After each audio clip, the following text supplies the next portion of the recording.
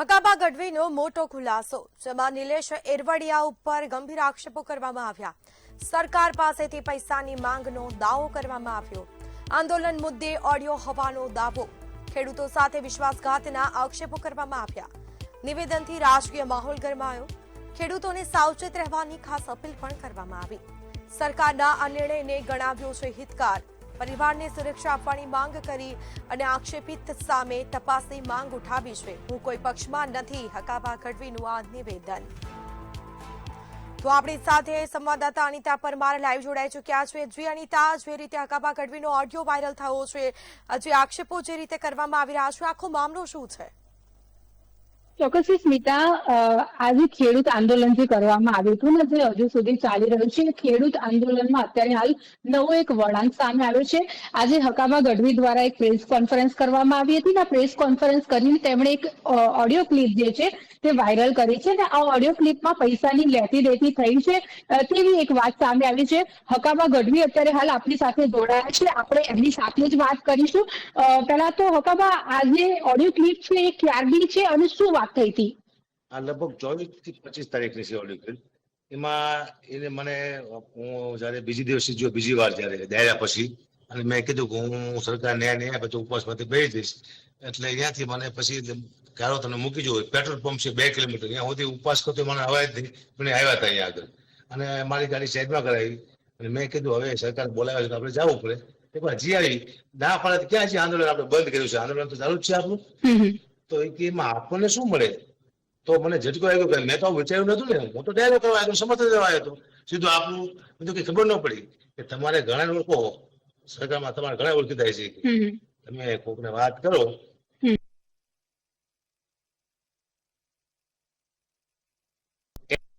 સરકાર સાથે વાત કરવા જવાના, અને જો વાતમાં મજા ન આવે તો 2 કરોડના જાય અને સેટિંગ થઈ જાય તો ઉપરના પૈસા આપી દેવાના.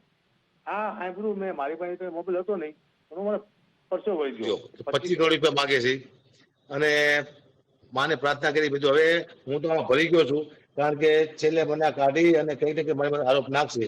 પણ એકવાર આ માણસ બોલી જાય ને આ પૈસાની લેવડ દેવડનું, તો મારું કામ થઈ જાય. પણ આવું હોશિયાર માણા, ડાયો માણા, એટલા આંદોલન કર્યા છે, માણા બોલે નહીં, માયનામાં જ ન આવે. પેલી વાત તો બોલે એમ. પછી હું તો માતાજીને મારો માણસ છું, માને પ્રાર્થના કરી માં કઈ કેવો ક્લુ આવે એમાંથી હું બચી શકું, કારણ કે મને ડર છે આ મને ફસાવશે આ લોકો. તો મારા દીકરાને કીધું બેટા વોટ્સઅપ પર રેકોર્ડિંગ થાય, મને પપ્પા એનું સ્પીકર ખોલજો, હું રેકોર્ડિંગ કરી લઈશ. કીધું કઈ વાંધો નહીં, 12મું ભણે છે મારો દીકરો. અને મેં ફોન કર્યો, ખાલી આમ તો 25 કરોડ નું મારે કહેવું કોને કહેવા જવું? મને કોઈ મારી નાખી કહેવા જવું તો સરકાર પાસે મારે જાય 25 કરોડ નું કહેવા? કોઈને કહેવાનું જાય 25 કરોડ સીધું કોને કહેવા જવું? મારે કહેવાનું કોઈ કહેવાય ને, ઓળખતા જ ન કહેવાય, કારણ કે આ તો રેકોર્ડિંગ થતા હોય, વિડીયો થતા હોય, માણસો બીવે, કોઈ કહેવું કોને? પછી મેં એવો દાવ કર્યો કે મેં અહીંયા વાત કરી છે નીરજભાઈ, તમે આવવાના ખાલી અત્યારે 2 કરોડ રૂપિયા કહો છો અને પછીની વાત પૈસા પછી, બરોબર ને? કે આવવાના 2 એવું ઓડિયોમાં બોલે છે. અને પછી મને કે એક તમારા, મેં મારે 1 રૂપિયો જોતો નથી, કારણ કે હું તો એને પાસે કઢાવતો હતો. મારે ખાલી જસ્ટ જોઈએ છે ખેડૂત પાસે, પૈસા તમે લઈ લેજો. મને કે આ તો વ્યાજબી ન કહેવાય, આવી રેકોર્ડિંગમાં વાત કરી છે. તો મેં તો રેકોર્ડિંગ થાય એટલે તકલીફ પડે એટલે હું વાત ન કરતો. તેમાં મેં આમાં ફોન કર્યો તો કે એક કામ કરો, તમને જે કામ હોય એ કરો. અને એ કામ હોય પૂછું મેં આમે રજૂ કર્યું તમારે. અચ્છા, જયારે તમને 25 કરોડની વાત તમારી જોડે કરવામાં આવી અને એ પહેલા જયારે તમારે ડાયરા બંધ કરવાની વાત કરી હતી કે હવે આ રીતના ડાયરા કરવાની જરૂર નથી, ત્યારે તમને કોઈ અણસાર આવ્યો હતો કે કેમ? મને ડાઉટ તો પડ્યો તો અહીંયા ગયો ને ત્યારે, કારણ કે અહીંયા આજુબાજુના વ્યક્તિ હતા ને, બહુ સારા વ્યક્તિ હતા. સમિતિ વાળા, ખેડૂતો બધા મને પ્રેમ કરતા હતા, લાગણી આપી, ઉપવાસમાં તો બેઠા હતા, એ બરોબર હતા. આ વ્યક્તિ મને કોઈને મળવા દેતો નહોતો. અને જયારે મને લઈ ગયો અહીંયા આગળ પેટ્રોલ પંપે, ત્યારે એક પાછળ ગાડી પણ આવી હતી. વિકાસભાઈ કરીને એ પણ આગળ બેઠા હતા. એ મારા મિત્ર છે, ઓળખું છું. અને એ બોલ્યા હતા ને કે તને ખબર નહીં પડતું અહીંયા આવી જાય તો, અને એમ કરીને પછી મેં સાચી વાત છે ભાઈ તમારે ન હોય. પછી ગાડી લઈ જઈ એમને અને હું આવી ગયો હળવદ. અચ્છા, એવું કહી શકાય કે પૈસા માટે થઈને ખેડૂતોને ઉશ્કેરવામાં આવ્યા? જે ભાઈ આગેવાની કરતા હતા એમનું પોતાનું ઘર ભરવાનું કોઈ પ્લાનિંગ? હું તો કહું છું કે 1.25 કરોડ કે 1 કરોડ ખેડૂતો છે, એની સાથે બહુ મોટો વિશ્વાસઘાત થયો છે.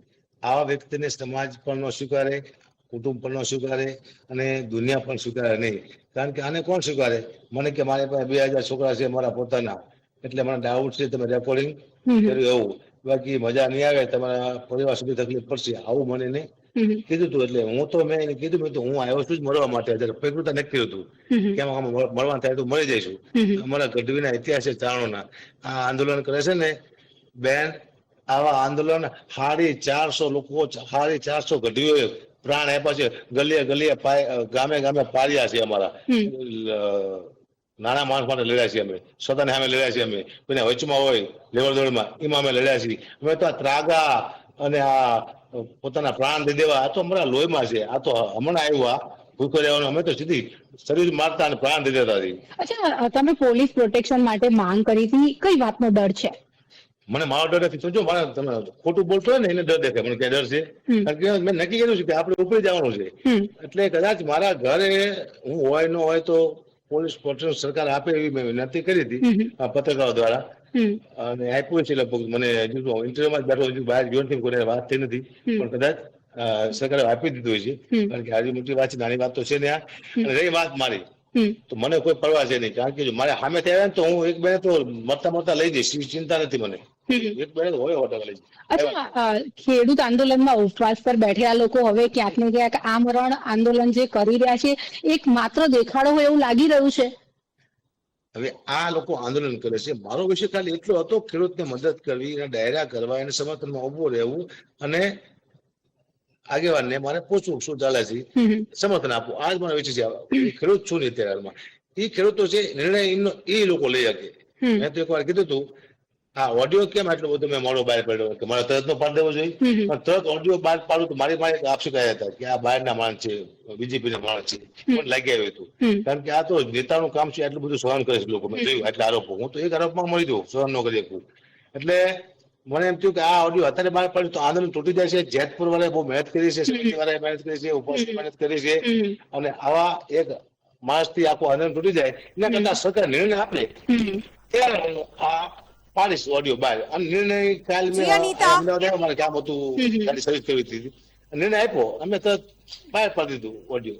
હવે વાંધો નહીં. શું લાગે છે કે હવે ખેડૂતો કોના ઉપર વિશ્વાસ મૂકશે જો આગેવાનો જ આ બધું કરશે તો? પહેલી વાત તો એ કરું, હજી નિલેશ એરવડિયા અમને ડિબેટમાં જોડાત મારે એમ કે છે કે આ અવાજ મારો છે જ નહીં, તો એકવાર એને એફએસએલ માં આપી દો ને એટલે શાંતિ થાય. જો એનો અવાજ ન હોય તો આ દુનિયામાં હું ન હોય. એનો અવાજ હોય તો એ સજા આપવી ન આપવી એ સરકારનું કામ છે, કાયદાનું કામ છે. બાકી એકવાર એફએસએલ માં આપવું પડશે. અચ્છા, અમારા માધ્યમથી સરકારને શું કહેવું છે તમારે? સરકારે નિર્ણય કર્યો બહુ ડબલ પૈસા આપવાનો, કે 10 લાખ નો વીઘો હોય તો 20 લાખ આપવાના, 20 લાખ 40 લાખ ના આપવાના. એ સારી વસ્તુ છે. મને જાજી ખબર ન પડે, સારો નિર્ણય કર્યો સરકારે, તો ધન્યવાદ આપું છું. અને આનું પરફેક્ટ થઈ જાય છે પછી સરકારે શુભેચ્છા દેવા પડશે. આ તો પહેલા બોલી ચૂક્યો છું. સરકારને પગે લાગીશ કે આપે ખેડૂતના ફેવરમાં નિર્ણય કર્યો, રાજી થયો, એટલું કહેવા દઈશ. ચોક્કસથી સ્મિતા હકાબા ગઢવી આપણી સાથે જોડાયા હતા અને ઘણા મોટા ખુલાસા આપણા માધ્યમથી તેમણે કર્યા છે. અને તેમણે જણાવ્યું કે આ પ્રમાણેની પૈસાની લેતી દેતીની એક વાત સામે આવી છે અને જે ઓડિયો ક્લિપ એમણે આપી છે એ પણ એફએસએલમાં આપવા માટે આપી શકાય, આપવાની પણ એમણે વાત કરી છે કે આ ઓડિયો ક્લિપ જો તમને ખોટી લાગતી હોય તો એફએસએલમાં પણ આપી શકો છો. અને જેમના પર આક્ષેપ કરવામાં આવ્યા છે તેમના વિશે તેમણે જણાવ્યું છે કે આ પ્રમાણેનું 25 કરોડમાં આખું ખેડૂત આંદોલન જે છે તે આટોપી લેવાની એક વાત જે છે તે કરવામાં આવી છે. જી બિલકુલથી જાણકારી આપવા બદલ આપનો આભાર.